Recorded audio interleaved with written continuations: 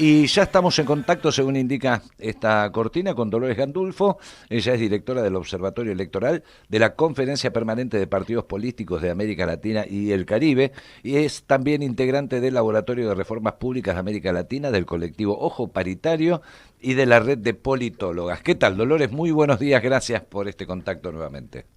Hola Mario, ¿cómo estás? Un placer como siempre. Igual, me gusta siempre ese cuadro de fondo, ya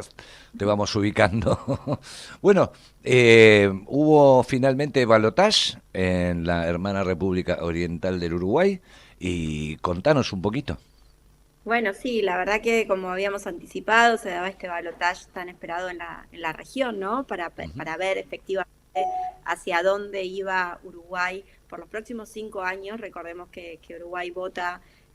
cada 5 años, renueva presidente, vicepresidente y su Congreso, tanto el Senado como diputados. Y en mayo del año que viene renueva todo lo que tiene que ver con el escenario local a través de las elecciones departamentales. Y ahí se define por el próximo quinquenio qué fuerza política va a gobernar el Uruguay. Y como bien decías, hubo elecciones para el balotaje. Se esperaba una elección muy cerrada, teniendo en cuenta lo que había sido la primera vuelta, donde había ganado el Frente Amplio en la primera vuelta muy aireadamente, ¿no? Casi por 15 puntos, pero teniendo en cuenta que el balotaje, la normativa ya en Uruguay requiere que se gane por el 50+1 de los votos válidos, independientemente de la distancia con el segundo, se iba a este balotaje donde se enfrentaba ya no solo, bueno, las fuerzas políticas, sino las fórmulas presidenciales, Yamandu Orsi, Carolina Cose por el Frente Amplio, que se enfrentaba con el candidato oficialista Álvaro Delgado, del Partido Nacional, de la coalición del partido que gobierna, y efectivamente, algo que daban las encuestas, una superioridad por parte del Frente Amplio, quizás las encuestas lo daban de manera bastante ajustada. El día domingo se dio tempranamente, para sorpresa de muchos, la victoria por el Frente Amplio de Yamandu Orsi a la presidencia por casi 3 puntos de diferencia con Álvaro Delgado, logrando ya para las 9 de la noche que tanto el candidato de Álvaro Delgado como el propio presidente de Uruguay, Lacalle Pou, acepten ese resultado. Bueno, obviamente el presidente Lacalle Pou se ponga a disposición de la transición y con un discurso, desde mi punto de vista, muy responsable y muy querido por parte de todos los que pensamos que es tan importante, ¿no? Que se tengan discursos moderados y con mucha propuesta hacia los procesos democráticos. Yamandu Orsi llamó a todo el pueblo uruguayo a participar, ¿no? De lo que va a ser el próximo gobierno que asume en el mes de marzo. Por lo tanto, ahora se empieza todo este proceso de transición. La verdad que teniendo en cuenta el resultado que se tuvo en la primera vuelta, donde se definieron, ¿no? las bancas tanto para el Senado como para la Cámara de Diputados, el Frente Amplio asume no solo con esta victoria de Yamandu Orsi, sino también con una mayoría en el Senado, va a tener 17 senadores y senadoras, y con una casi mayoría, diríamos, en diputados, va a tener 48 diputados, necesita 50 para la mayoría, pero teniendo en cuenta que hubo algunos partidos políticos más pequeños, como Cabildo Abierto e Identidad, que sacaron entre cada uno dos candidatos, cada uno dos representantes para diputados, me parece que bueno, que se da un momento también de ver cómo esa mayoría se construye de cara al próximo gobierno, que como decíamos también en conversaciones anteriores, tanto con vos como con Laura, es importante en el Uruguay, donde no existe, por ejemplo, la figura del decreto presidencial, las mayorías legislativas para poder llevar adelante las políticas públicas que obviamente necesita llevar adelante el Frente Amplio por las promesas de campaña, pero no solo por las promesas de campaña, sino también por el programa de gobierno que planteó en todo este proceso, ¿no? No solamente en la campaña, sino también en todo el proceso que se dio de conversación con la ciudadanía a través de lo que fue el Frente Amplio Te Escucha, que fue una dinámica desde mi punto de vista muy virtuosa que tuvo el Frente Amplio y que también creo fue parte, ¿no? de la consolidación de esta victoria, de discutir el programa de gobierno, que siempre es algo que hace el Frente Amplio al interior, teniendo en cuenta que el Frente Amplio es un partido que agrupa muchos sectores distintos, que va desde el MPP, el Movimiento de Participación Popular, donde las figuras son Lucía Topolansky y el Pepe Mujica, pero que también congrega en su interior al Partido Socialista, al Partido Comunista, a instancias independientes. Entonces, eso es algo que ya estaba acostumbrado al Frente Amplio a hacer, pero en esta ocasión hizo un trabajo también con la militancia, con los vecinos y vecinas de las distintas localidades para poder incorporar también ciertas demandas en ese programa. Entonces, esa implementación del programa es la que evidentemente también permitió acercar a la ciudadanía y la que va obviamente a tener que llevar adelante ahora una vez que asuma Yamandu Orsi la presidencia y que continúe, ¿no?, este proceso electoral hasta mayo, donde se van a definir quiénes van a ser los que continúen en los ámbitos locales, en los ámbitos departamentales, quienes lleven adelante la gestión departamental, que también obviamente va a ser muy importante a la hora de pensar la gestión nacional. Claro, es un proceso de las distintas etapas de renovación de autoridades, no se dio todo junto, lo que llamaríamos intendentes o jefes comunales acá. Exacto, lo que son los responsables de los departamentos y de las distintas localidades se va a llevar adelante en el mes de mayo, donde hay mucha expectativa, ¿no?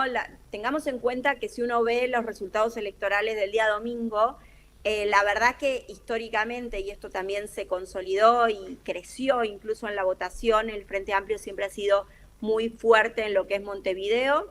y lo que es la localidad de Canelones, que es la segunda localidad más grande, que es la que está pegada a Montevideo y que además se da en esta particularidad de esta elección que Yamandu Orsi viene de ser 2 veces jefe departamental de esa localidad, por lo tanto obviamente mostró que evidentemente había un respaldo fuerte también a su gestión local.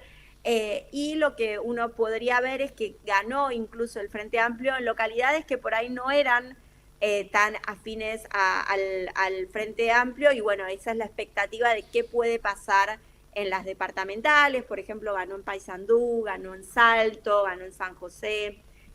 Obviamente el interior siempre en Uruguay suele ser mucho más fuerte el Partido Nacional, pero tengamos en cuenta que entre Montevideo y Canelones casi suma el 60% de la población del Uruguay, por lo tanto hay que ver obviamente qué perspectiva se dé en el mes de mayo, y por eso entendemos que todavía va a haber mucha movilización electoral y todavía no termina, digamos, por más de que haya terminado la elección y ya haya un presidente electo, esta transición hasta mayo, que obviamente va a ser la asunción, pero también hasta el mes de mayo, donde efectivamente se va a consolidar ya todo el mapa político territorial en el Uruguay, va todavía a tener muy movilizado al Frente Amplio, con también la particularidad de ver qué pasa con la coalición hoy oficialista.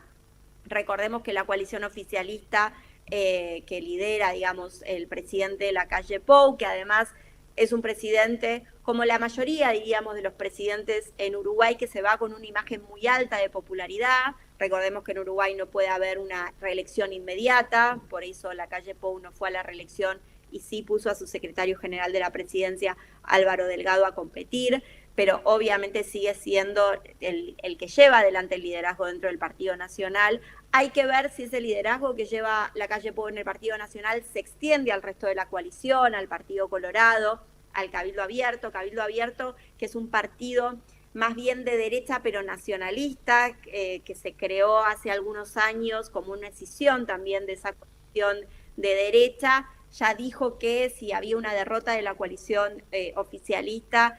iban a ver si seguían en el marco de esa coalición. Entonces ahora también se da esa revisión de cómo se constituye la coalición opositora y qué liderazgos surgen, y eso me parece también va a tener mucho que ver, por un lado, con los acuerdos que pueda llevar adelante el Frente Amplio, además con un candidato ya presidente electo que tiene un perfil muy moderado y que promueve mucho el diálogo. Entonces también hay que ver cómo se configuran los nuevos modelos de alianzas en ese sentido, y obviamente también cómo confluyen estas fuerzas políticas después de marzo de oposición en lo que tiene que ver con la elección territorial, ¿no? ¿Qué localidades tienen más fuerza cada uno de los partidos políticos? Y en función de eso también, si se articulan dentro de un marco de articulación de oposición o si generan otro tipo de alianzas. Todo eso va a estar seguramente en definición. Lo que sí uno podría pensar es que el Frente Amplio ya asume va a asumir un gobierno muy fortalecido por el respaldo popular y también por el respaldo que va a tener en el ámbito legislativo. Si a eso se le sume, ¿no?, poder recuperar algunas localidades o algunos departamentos donde no tenía fuerza inicialmente, ya con la base de Montevideo y de Canelones, hay que ver también si va a haber un liderazgo único de oposición representado por Luis Lacalle Pou o si va a haber una diversidad. Luis Lacalle Pou fue de candidato a senador, un poco para impulsar la fuerza de Álvaro Delgado. Él iba de candidato a senador en todas las listas internas del Partido Nacional. Hay que ver ahora si asume esa senaduría y cómo se genera, digamos, esa instancia de liderazgo. Por lo tanto, hay mucha expectativa con lo que se viene en la República Oriental del Uruguay. ¿Y hizo alguna referencia en el plano de las relaciones internacionales?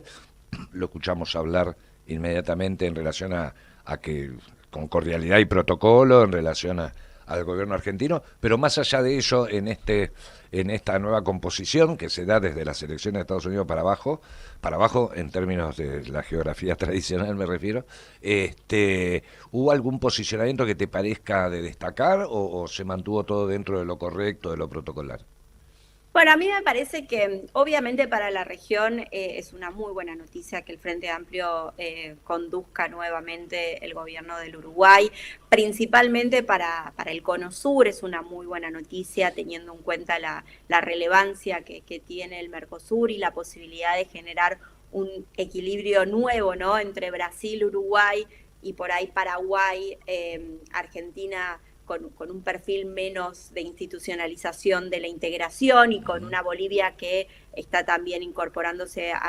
no solamente al Mercosur que ya está, pero a las distintas instancias de la institucionalidad del Parlasur. Entonces me parece que también ahí es una muy buena noticia para pensar que es un partido político que dentro de su diversidad, porque es un partido político el Frente Amplio que tiene mucha diversidad y por lo tanto tiene posicionamientos muy diversos en el plano, sobre todo de lo internacional, es una fuerza política que siempre ha apostado al proceso de integración. Entonces me parece que desde ese lugar es muy, muy potente, muy importante y sobre todo también teniendo en cuenta que la próxima semana va a asumir Milei como representante de la Argentina, la presidencia pro tempore del Mercosur, y con todo lo que eso implica y con todas los cuestionamientos en el plano de lo que tiene que ver sobre todo con las políticas en los ámbitos multilaterales que ha tenido la Argentina estos últimos tiempos, bueno, la necesidad y la posibilidad de que haya un equilibrio un equilibrio de fuerzas en el Mercosur es una buena noticia naturalmente. Obviamente la cuestión que yo creo es parteaguas en la región y que obviamente va a tener mayor potencia en el mes de enero cuando se dé la transición en Venezuela. El Frente Amplio ha tomado una posición muy fuerte en relación a su posicionamiento con respecto a Venezuela. Te diría en casi todas sus líneas, sacando algunas líneas internas que han reconocido la victoria de Nicolás Maduro, desde Pepe Mujica hasta el candidato a presidente, hasta incluso el propio presidente del Frente Amplio, Fernando Pereira, ha sido muy crítico al proceso eleccionario en Venezuela. Por lo tanto, me parece que allí no va a haber, digamos, demasiadas novedades respecto a cambios en ese sentido. Sí me parece muy importante la idea de poder promover el Estado presente, algo que me parece que fue clave también en la victoria del Frente Amplio en Uruguay, tiene que ver con la recomposición de los salarios, algo que evidentemente, sobre todo a los sectores medios en el Uruguay, venía siéndole de demasiado peso, ¿no? La cuestión de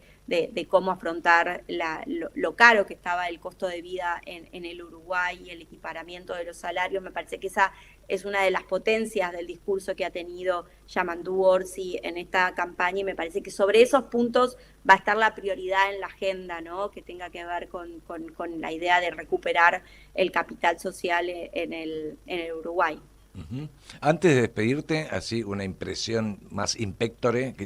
respecto de la participación y las repercusiones que tuvieron la participación del presidente argentino en el G20? Porque cuando dijiste que iba a ser presidente pro tempore me corrió como un filito por la espalda. ¿Viste? La verdad que hay una expectativa no muy,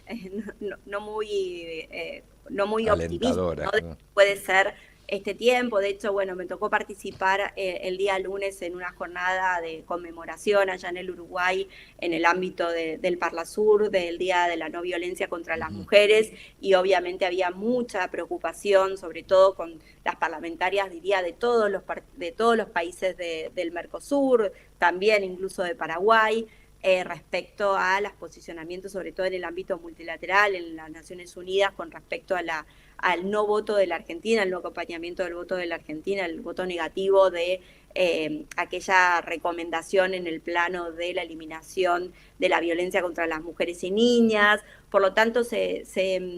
tiene mucho hincapié en cómo puede impactar, ¿no?, la presidencia de la Argentina, y con los posicionamientos que ha manifestado tanto en el G20, que como sabemos ha tenido que firmar algunas cosas que el presidente no acompaña en el plano local, por pedido de instancias internacionales, pero sí por ahí en el plano de los multilaterales en Naciones Unidas y en distintos ámbitos, incluso la presión que ha ejercido sobre la Cancillería y casi el disciplinamiento que tiene sobre el cuerpo diplomático respecto a la promoción de ciertos derechos, obviamente sí constituye un temor, ¿no?, de la mayoría de los países del Mercosur respecto a lo que pueden ser estos 6 meses, como duran las presidencias pro tempore en el Mercosur. La semana que viene va a ir la Argentina, digo, porque nunca se sabe si va representado el presidente o si envía a su canciller a asumir la presidencia pro tempore del Mercosur, pero también preocupa en el plano, obviamente, de la conversación, que tiene que ver con la necesidad de pensar la paz, y también en un país, el Uruguay, que tiene mucho en foco la necesidad del diálogo, que no haya estado presente en la última conmemoración que hizo el Papa en el Vaticano de los acuerdos de paz, del aniversario de conmemoración de los 40 años de los acuerdos de paz entre Chile y Argentina. Chile también tuvo elecciones este fin de semana, que fueron 11 de las 16 regiones a la segunda vuelta por las elecciones regionales. Y bueno, también en diálogo con muchos colegas allá por el plano de las elecciones, que ahora les hago una breve de los resultados, había mucha preocupación respecto a esa no participación formal de la Argentina, ni siquiera enviando al canciller, solamente enviando a un embajador a esa conmemoración, cuando sí fue el canciller chileno al encuentro en el Vaticano. Por lo tanto, la expectativa no es buena, y en función de eso la preocupación es muy grande. Y hacernos ese punteo del resultado chileno para terminar. Bueno, la verdad que, como les decía, hubo 11 de las 16 regiones de Chile que, al no haber alcanzado en su momento las mayorías en la primera vuelta, fueron a una reelección el día domingo. Lo que podríamos decir es que fue un resultado bastante equilibrado, bastante balanceado, donde sobre todo triunfaron mucho los sectores más moderados, ¿no? Sectores moderados dentro de la izquierda y sectores moderados dentro de la derecha. O sea, la derecha clásica, como diríamos, los partidos de Renovación Nacional, UDI y ciertos independientes que provienen de esos partidos, lograron ganar en varias regiones. De hecho, bueno, 6 son las regiones que ganó la derecha clásica, teniendo en cuenta todo, tanto la primera como la segunda vuelta. Pero también el gobierno pudo aprovechar y pudo también salir airioso de este proceso de segunda vuelta, porque Claudio Rego ganó en la ciudad, en el área metropolitana, en Santiago, ¿no?, que es una región importantísima en Chile, y también ganaron Valparaíso. Si bien no son candidatos que vienen de los partidos de la izquierda, que obviamente proviene Gabriel Boric, vienen de la exconcertación, vienen también de sectores más vinculados a la organización social. De hecho, bueno, quien gana en Valparaíso es un referente de la lucha en defensa del agua, y quien gana en Santiago es un ex demócrata cristiano que devino en independiente, como pasa mucho en Chile respecto a esta situación de que el descrédito de los partidos políticos ha hecho que muchos dirigentes que crecían por fuera del partido político, se han ido de los partidos políticos y corren como independientes, pero obviamente tienen, ¿no?, una representación histórica en esa fuerza política. Y bueno, Claudio Rego fue reelecto en Santiago. Obviamente lo que uno puede ver es que en la mayoría de los casos hubo un reconocimiento de la ciudadanía a las gestiones, ¿no?, escindida por ahí de la disputa nacional, aquellos que habían hecho una buena gestión en la gobernación de la región fueron reelectos, tanto en el caso del progresismo como en el caso de la derecha, y lo que uno puede ver es que los que mayormente perdieron fue los republicanos de Katz, o sea, la derecha más radicalizada, y también los sectores más radicalizados de la izquierda. O sea, hubo un corrimiento al centro. Vamos a ver si eso se traduce en lo que puede ser ya las candidaturas y los resultados electorales del próximo octubre del año que viene, que es cuando realmente va a ser las elecciones presidenciales, pero sí lo que uno puede ver es que hubo un triunfo de la moderación y el gobierno de Boric, en un momento muy complejo, después de lo que fue la renuncia del viceministro de Seguridad, acusado de un caso de violación, bueno, y que venía con mucha dificultad el gobierno de Boric para afrontar esa situación. Bueno, el resultado electoral del día domingo, creo yo, equilibra mucho las fuerzas en el plano político en Chile. Dolores, muchísimas gracias por este encuentro con La Gráfica y con Desde el Barrio. Un abrazo a ustedes, como siempre. Un abrazo grande.